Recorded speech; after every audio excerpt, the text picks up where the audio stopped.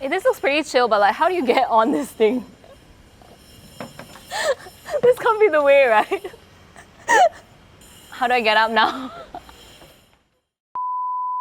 Hey, it's Liana from Stacked. Today I'm in Canberra.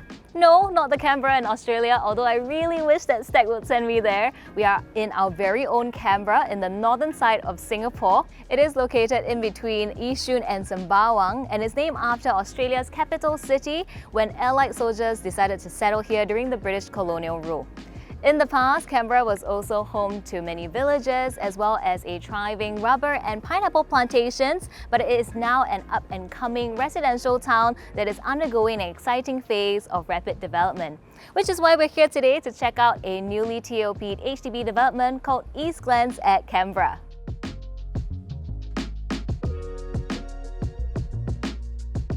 Launched in November 2018, EastGlen was the pilot batch by HDB to provide a shorter waiting time for BTOs, so this project took a total of 3 years as compared to the usual 4 to 5 years.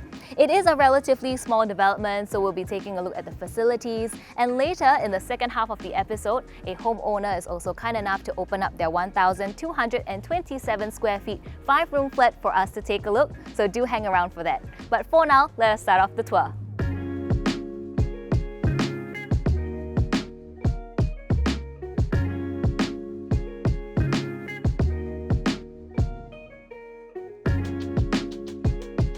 So as I make my way down to the drop-off point, let me share with you a little bit more about EastGlen. If you do hear noise in the background, do bear with us as there's a lot of construction going on at the moment.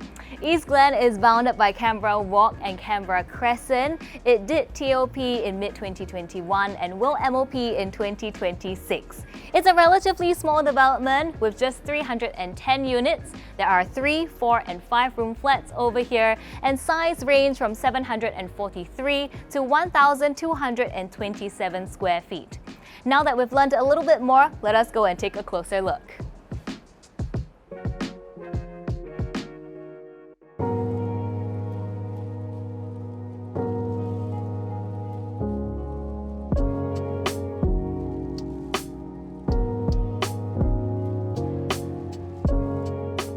The main entrance is located along Canberra Walk, and you'll be greeted by this roundabout drop-off point over here. It is well sheltered, fits just one car at a time, and there is ample bench seatings for you to rest while you're waiting for your pickup. This is just one out of the 2 drop-off points that are available over here in this development. This current one serves Block 109A and B, while the one on the opposite end of the development serves Block 109C and D.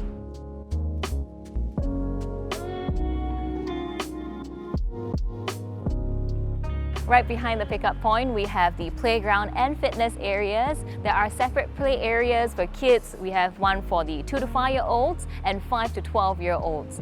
Right next to the playgrounds, there are the adult and elderly fitness corners. This one with 7 pieces of equipment for you to choose from. Overall, it's not the largest playground or fitness areas we've seen, but it is sufficient for a development with only 310 units.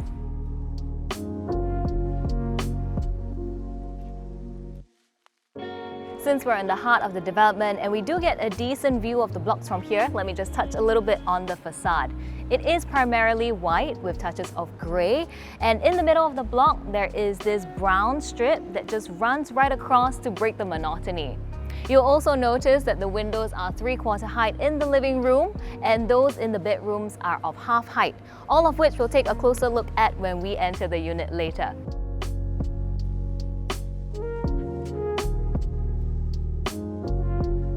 In the heart of the development, we have this multi-story car park, and occupying the entire ground floor would be the childcare centre.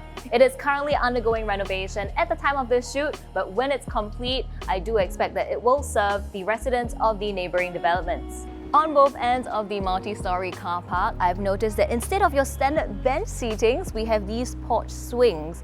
I've never seen this in an HDB development before, so it's quite nice that they've changed things up.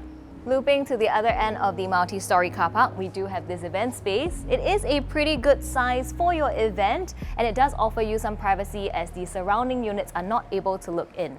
This event space also has its own loading and unloading bay, which will be very helpful for your event operators.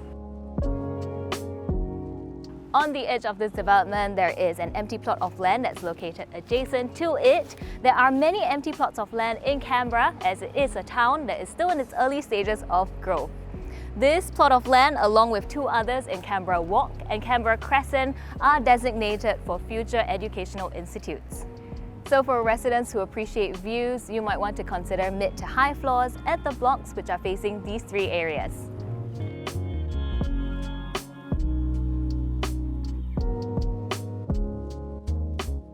On the top of the 7-storey multi-storey car park, we have this roof garden. It is pretty well landscaped and it provides an alternative space for residents to carry out their outdoor activities. There's an additional playground with trellises on the side, just like the one that you see over here. And this roof garden also acts as a link to 4 blocks over here. Before we head up to the unit, let me share with you some of the amenities you'll be able to find within this development. Although there's no commercial podium within EastGlen itself, there are amenities you'll be able to find nearby.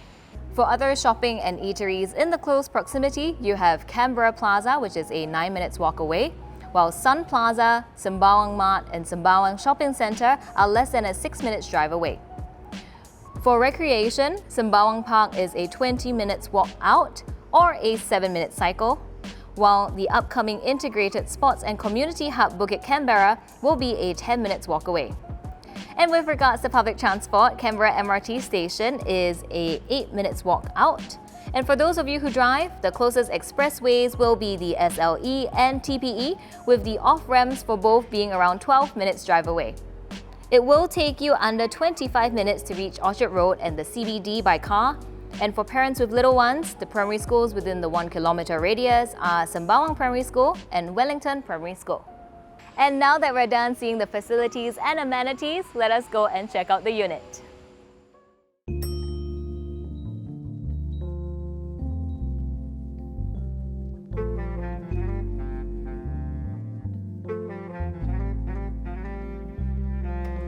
So just a little bit of background about this unit. This is a 5-room flat that is 1,227 square feet in size. The homeowners moved in early this year and spent about 60k on renovations. They haven't really touched the layout, but they've done quite a fair bit of interior works to spruce up this space. But for now, let's start off at the entryway.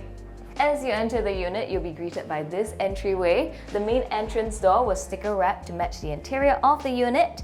And on my left, you'll be able to find the DB box along with storage for your shoe racks and other household items behind these laminated panels. And on the opposite end, we have the bomb shelter that's also nicely concealed by these floor-to-ceiling panels. With regards to flooring, they're using a concrete-looking vinyl, and this is continuous in the house in the living, dining, and kitchen space. On the side of the bomb shelter that's facing the living room, we have additional storage as well as an altar. So this can be revealed or concealed by this pocket door system. And it's really interesting to see how families are incorporating their altars into their interior design.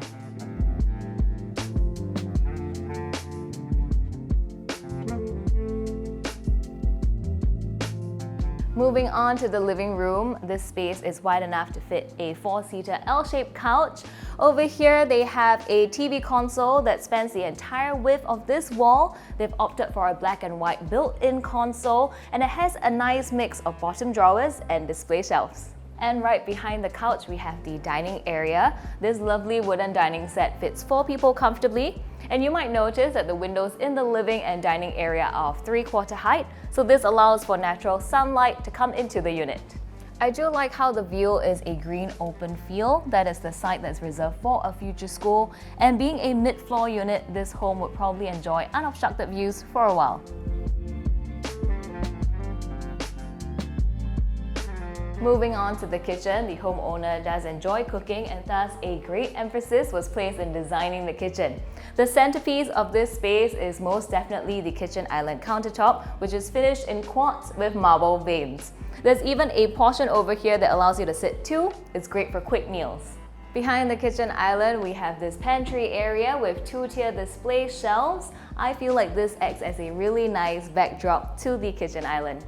And on the other side, there are additional storage on both ends. And moving further into the kitchen, where the main kitchen counter is, you'll be able to find your primary appliances as well as additional storage. Over here, we have the service yard. There's more carpentry done in this area to organize the space. Laundry and cleaning supplies are stored in this cabinet. And over on this end, we have the stackable washer and dryer. I don't say this very often, but this service yard is actually pretty inviting. But for now, let us check out the rest of the unit. This is common bedroom number 1, which is currently used as a study and a guest room. The first thing you'll notice will be the flooring. The homeowners have opted for a warmer wood vinyl instead of the one that we saw earlier. Over on this end, we have a built-in study table that spans the entire width of the room. This is meant for 2, and on the opposite side, we have a single-size daybed. Finally, you'll notice that all of the windows in the bedrooms are of half height. Moving on to the second common bedroom, this room is currently used as a gym, or should I say wellness room. There is full-size gym equipment in here, but regardless, no permanent fixtures were built, so should the needs of the homeowners change in future, the space is flexible. Right across, we have the common bathroom. So as expected of BTO bathrooms, the tiles were completely overlaid to prevent any hacking works. The homeowners opted for a large format light grey tile for the floor and walls, and in the shower area, we have black subway tiles. And finally, the master bedroom. So right in front of the bedroom entrance, we have this walk-in wardrobe. I do like how they've managed to carve out this space for their dedicated dressing needs. And behind the wardrobe, we have the main bed area. Even with that walk-in wardrobe, there's still a comfortable amount of space for you to fit a queen-size bed, along with 2 bedside tables on each end. The master bathroom is pretty standard in size, and similar to the previous one, the tiles were all overlaid. One change that you'll see is that the homeowners shifted the vanity from the corner to the right of the bathroom, and this new design takes into account the way how the door opens and allows for additional storage behind as well. Definitely a very nice touch.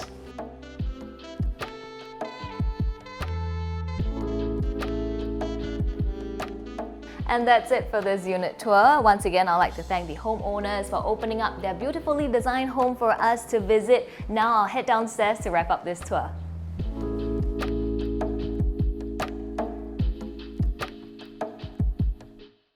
And now that we've seen the unit, we've come to the end of the tour. But before we go, let me wrap up with some of our thoughts about this development as a whole. This place is great if you're looking for a development with a lower residential count. With just 310 units, you do get a sense of privacy and exclusivity. Despite the number of units over here, there is a good unit mix of 3, 4 and 5 room flats which cater to different family sizes. And in addition, there is a sizable childcare centre within the development which will be great for families with little ones. However, there are no amenities within the development, so if you're one to prioritize food and grocery shopping without leaving the premises, then EastGlen might not be the one for you. Similar to amenities, this place is lacking in the facilities department. For those looking for a variety of facilities, then EastGlen might fall short of your expectations. And finally, for those of you who use public transport, the nearest MRT station is quite a distance away. It is at least an 8 minutes unsheltered walk, so do take note of that. For those of you who are interested, we'll pop in the unit mix over here. This development has a mix of 3, 4 and 5 room flats, and unit sizes range from 743 to 1,227 square feet. If you'd like to read more, you can head on over to our website, that's stackedhomes.com/editorial. And as usual, don't forget to like, subscribe, leave us a comment, and hit that notification bell for updates on future videos. That's all that we have for you in this episode. We'll see you in the next one.